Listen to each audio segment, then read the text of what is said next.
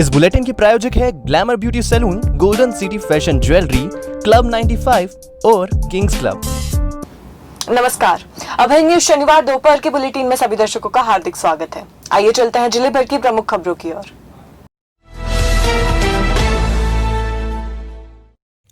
Indore road पर संतनगर के बाहर लगी गुमटियों के पास शनिवार रात एक युवक की हत्या कर दी गई है।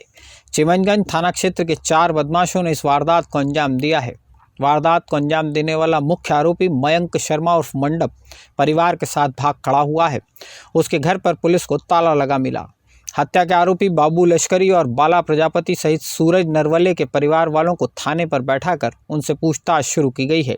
शनिवार रात संतनगर में के बाहरी हिस्से में लगी गुमटियों के पास बैठे देवेंद्र उर्फ मोनू पिता सुरेश चंद पेड़वा और उसके दोस्त सौरभ व राहुल पर 4 बदमाशों ने चाकू से हमला कर दिया था।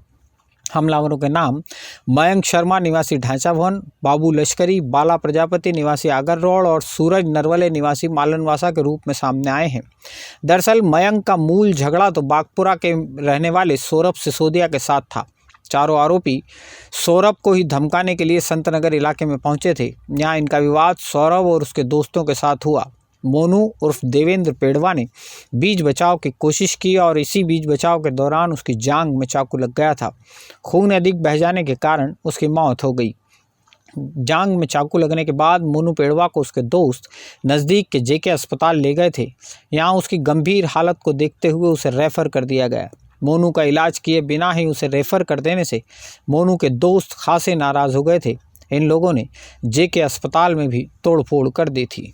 पहले एक जो संतनगर टर्निंग है उसके पास में लड़कों में आपस में ऐसा लगता है घटनास्थल देखे कि दारू पी है, उसके बाद में कोई विवाद हुआ है और उस विवाद में चाकू लगे हैं और इसमें 3 लोग मतलब इसमें घायल हुए हैं, जिसमें मोनू, राहुल और एक उसका और साथी है। जिसमें अभी जो सूचना मिली है कि मोनू की डेथ हुई है और जो राहुल और उसका साथी है उसको भी घायल है।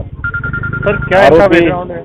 आरोपियों की अभी कुछ आरोपियों के नाम आए, उनकी तलाश और धरपकड़ के लिए टीम रवाना की गई है और आरोपी और जो लड़के हैं ये सभी यहीं के रहने वाले हैं। सभी लड़के आपस में किस बात को लेकर झगड़ा हुआ है, क्या विवाद हुआ है, इस संबंध में पुलिस अभी जांच कर रही है। हमले को अंजाम देकर मोनू को मौत के घाट उतार देने वाले मयंक शर्मा, बाबू लश्करी, बाला प्रजापति और सूरज नरवले का पुलिस ने रिकॉर्ड निकलवाया है। एसपी सत्येंद्र कुमार शुक्ला ने बताया कि चारों अपराधियों को जल्द ही गिरफ्तार कर लिया जाएगा। इन चारों के ही पुराने आपराधिक रिकॉर्ड मिले हैं। शनिवार सुबह जिला अस्पताल में पोस्टमार्टम के बाद मोनू पेड़वा का शव परिजनों के सुपुर्द कर दिया गया।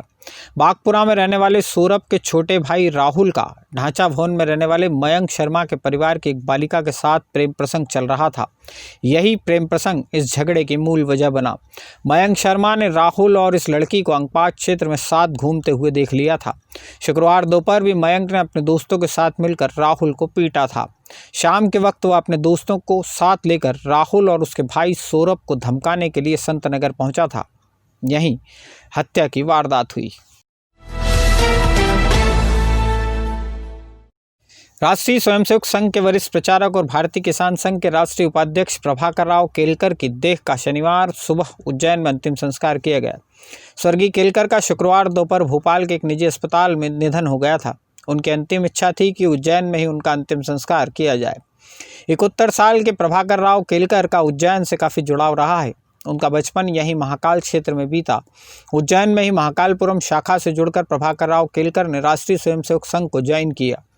इसके बाद वे संघ के प्रचारक बन गए। 1998 में प्रभाकर राव केलकर उज्जैन में भाजपा के संभागीय संगठन मंत्री भी रहे। वे फिलहाल भारतीय किसान संघ के राष्ट्रीय उपाध्यक्ष पद का दायित्व निभा रहे थे। मध्य प्रदेश में भारतीय किसान संघ की नींव भी स्वर्गीय केलकर ने ही रखी थी। उज्जैन से इस संघ के इस अनुषंगिक संगठन की शुरुआत हुई। स्वर्गीय केलकर की 2 बहनें और भतीजों का निवास भी उज्जैन में है। पिछले दिनों वे कोरोना संक्रमण की चपेट में आ गए थे। इसके बाद कोरोना संक्रमण तो ठीक हो गया, लेकिन प्रभाकर राव केलकर की सेहत लगातार गिरती रही। 5 दिनों तक उन्हें भोपाल के निजी अस्पताल में वेंटिलेटर पर रखा गया था। शुक्रवार दोपहर उन्होंने अंतिम सांस ली। अंतिम मंशा के अनुरूप शनिवार सुबह 9:15 बजे स्वर्गीय केलकर की देह को उज्जैन लाया गया। चक्रतीर्थ पर कोविड गाइडलाइन का पालन करते हुए उनका अंतिम संस्कार किया गया। अंतिम संस्कार में भारतीय किसान संघ के राष्ट्रीय सह संगठन मंत्री गजेंद्र सिंह, विधायक पारस जैन, संघ पदाधिकारी तपन भौमिक, अशोक सोहनी आदि प्रमुख रूप से मौजूद थे।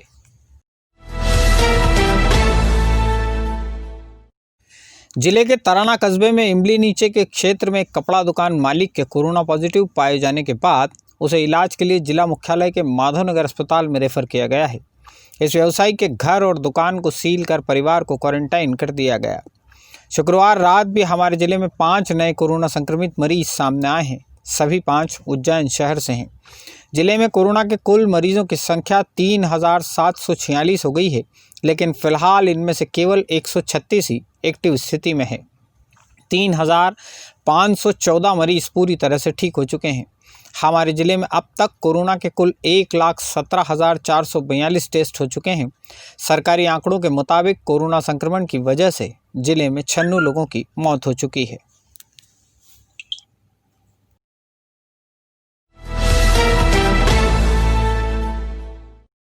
तराना में शुक्रवार की शाम ईद मिलादुन्नबी का पर्व जश्न के साथ मनाया गया।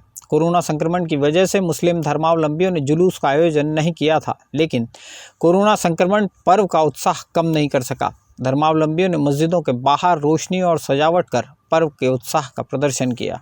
जो हमने मोहल्ले में कार्यक्रम रखे हैं वो बिल्कुल हिंदू मुस्लिम एकता भावना के साथ ही कार्यक्रम कराया। सब साथ में मिलकर त्यौहार मनाया, सबने सहयोग करा है इसमें, इसलिए इस कार्यक्रम को हम सफल बना सके। और आपका भी काफ़ी आभार है जो आप हमें आगे बढ़ाने का प्रयास कर रहे हैं। अभय न्यूज़ का हम शुक्रिया अदा करते हैं और धन्यवाद करते हैं उनका। और यही हमारी दुआ है, प्रार्थना है कि जल्दी से जल्दी इस कोरोना महामारी से हमें निजात मिले।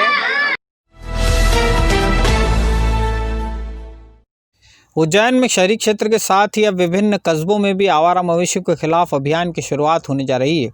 बड़नगर में शुक्रवार को एसडीएम डॉक्टर योगेश फड़सठ ने नगर पालिका सभागृह में नगरीय एवं ग्रामीण गौशाला संचालक और ग्राम पंचायत सचिवों के साथ बैठक की। मवेशी मालिकों को चेतावनी दी गई है कि किसी के भी मवेशी यदि नगर में कहीं घूमते दिखे तो मवेशी मालिक के खिलाफ सख्त कार्रवाई होगी। एसडीएम ने गौशाला संचालकों को अपने यहाँ प्रबंधन समितियाँ बनाने को कहा है। ग्रामीण क्षेत्रों में जनपद पंचायत सीईओ और नगरीय क्षेत्रों में सीएमओ बड़नगर नगर पालिका भी इन समितियों में पदेन सदस्य होंगे। मवेशियों के खिलाफ अभियान के बारे में बड़नगर नगर पालिका सीएमओ संदेश शर्मा ने अभय न्यूज़ के साथ कुछ जानकारियां साझा की। एक निर्णय लिया गया है कि यहाँ से आसपास के ग्रामीण क्षेत्रों में जो गौशालाएं हैं वहाँ पर हम आवारा पशुओं को भेजेंगे उनकी क्षमता के हिसाब से, ताकि उस गौशाला पे भी अनावश्यक पशु ज़्यादा हों,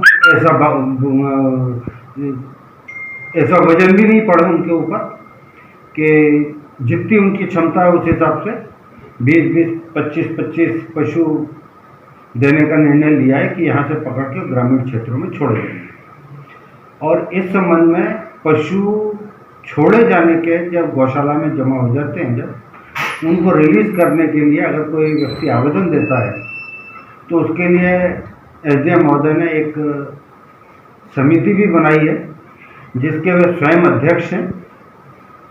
और नगरीय क्षेत्र में मुख्य नगर पालिका अधिकारी नगर पालिका बड़नगर को उसका सचिव और ग्रामीण क्षेत्रों के लिए सीओ जनपद को उसका सचिव बनाया है तथा तहसीलदार महोदय जो हैं वो उसके सदस्य रहेंगे। ये 4 जनों की समिति मिलकर निर्णय लेगी कि पशु छोड़े जाना है अथवा नहीं। और इस संबंध में अभी तक जो कुछ हमारे पास शिकायतें आवारा पशुओं में कुत्तों की भी आई थी, विगत दिनों ही हमारे द्वारा काफ़ी कुत्ते पकड़वा के और बाहरी क्षेत्रों में छोड़े गए हैं। शीघ्र ही नगर पालिका के कर्मचारियों के साथ हम लोग पशु पकड़ के और गौशालाओं में भेजना शुरू करेंगे।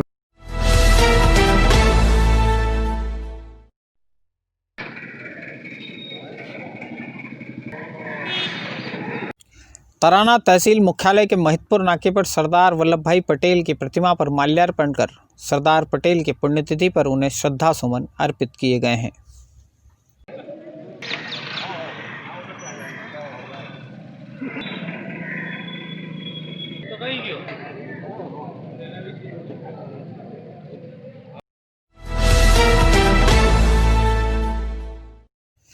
ग्रामीण इलाकों में गेहूं और चने की बुआई का वक्त आ पहुंचा है।